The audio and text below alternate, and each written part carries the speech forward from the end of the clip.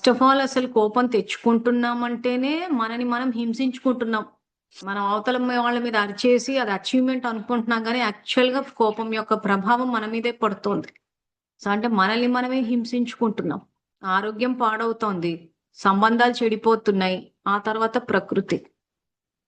అదే గనక మనం శాంతితోటి వ్యవహరించి, లోభాన్ని వదిలేసి సంతృప్తితోటి వ్యవహరించి, అహంకారాన్ని వదిలేసి, ఆత్మాన్న స్థితిలో ఉంటే ఆ తరంగాలు వెళ్ళినప్పుడు, ఆ ప్రకృతి అనుకూలంగా స్పందిస్తది. ఉదాహరణకి మన కరోనా 800,00,00,000 జనాభా భారతదేశంలో. ఎంతమందికొచ్చింది కరోనా? 800,00,00,000లో కనీసం 100,00,00,000 గూడా రాలేదు. కొద్ది మందికొచ్చింది. స్టాటిస్టిక్స్ చూస్తే మరి ఏ 4, 5 కోట్లకి ఎంత మిగిలినోళ్ళంతా బానే ఉన్నారు. వాళ్ళకి ఎందుకొచ్చింది అనంటే, ఇక్కడ శ్వాస అహంకారం ఉన్నప్పుడు, ఆత్మలో అహంకారం ఉన్నప్పుడు ఏమైద్దంటే, శరీరంలో శ్వాసకోశ వ్యాధులు ఎక్కువొస్తాయి. అంటే మనలో ఉన్న ఆలోచన మేము అందుకే గ్రూప్‌లో ఆ బుక్ పోస్ట్ చేసింది. You can heal your life అని చెప్పేసి. అంటే మీ జీవితాన్ని మీరే బాగు చేసుకోవచ్చు. సో, ఆ పుస్తకంలో చదివి చూస్తే మీలో ఏ సంస్కారాలు, ఏం ఆలోచనలుంటే ఏం రోగాలొస్తాయా అని చెప్తున్నారు ఆ బుక్‌లో. అది చదివితే పూర్తి క్లారిటీ వస్తుంది మీకు.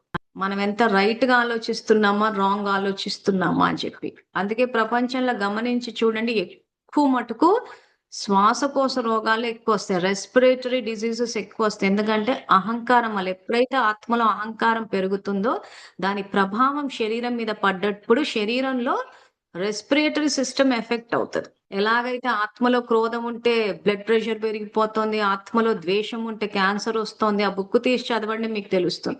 ఎప్పుడో అయితే ఆత్మలో కంట్రోల్ ఎప్పుడు చూసినా కంట్రోల్ అంటే భాషాపరంగా మనం కంట్రోల్ అన్న పదాన్ని వాడం. కానీ ప్రతి దాని మీద కంట్రోల్ పెట్టే ప్రయత్నం చేస్తాం. అంతా నేను చెప్పినట్టు వినాలి, నేను చెప్పినట్టే నడవాలి. ఇది తప్పు, ఇది తప్పు. ఇంట్లో వచ్చిందంటే వెంటనే వేలు చూపిచ్చేస్తూ ఉంటారు. అక్కడ తప్పుంది, ఇక్కడ తప్పుంది, ఇది బాలేదు, అది బాలేదు. అంటే ప్రతిది నేను చెప్పినట్టేనంటే ఆ కంట్రోల్ అనేసరికి ఖచ్చితంగా పాంక్రియాస్ ఎఫెక్ట్ అవుతది. అంటే మీ ఆత్మలో ఉన్న ఏ సంస్కారము మీ శరీరం మీద ప్రభావం పడుతుందో మీకు తెలియాలి. అది తెలిసిందంటే మనం మళ్ళీ పొరపాటున కూడా తప్పుగా ఆలోచించం. అది గనక సరిదిద్దామంటే రోగం నయమైపోతాయి. మీరు క్రోధాన్ని తీసేసి శాంతితోటి వ్యవహరించండి. మీ బీపీ పూర్తిగా తగ్గిపోయి బ్లడ్ ప్రెషర్ ఏదైతే ప్ర బాడీలో రక్తం ప్రవహిస్తుందో అది ప్రవహించాల్సిన దీనికన్నా ఎక్కువ ప్రవహిస్తుంటే మనం బీపీ పెరిగిపోయిందంటున్నాం. నార్మల్‌గా ఫ్లో అవ్వాలి. అంటే మన ఆత్మలో శాంతి నార్మల్‌గా అందుకే మీకు అభ్యాసం చేయించేటప్పుడు ఆలోచనలు స్లోగా, నిదానంగా చేయండి అంటున్నా.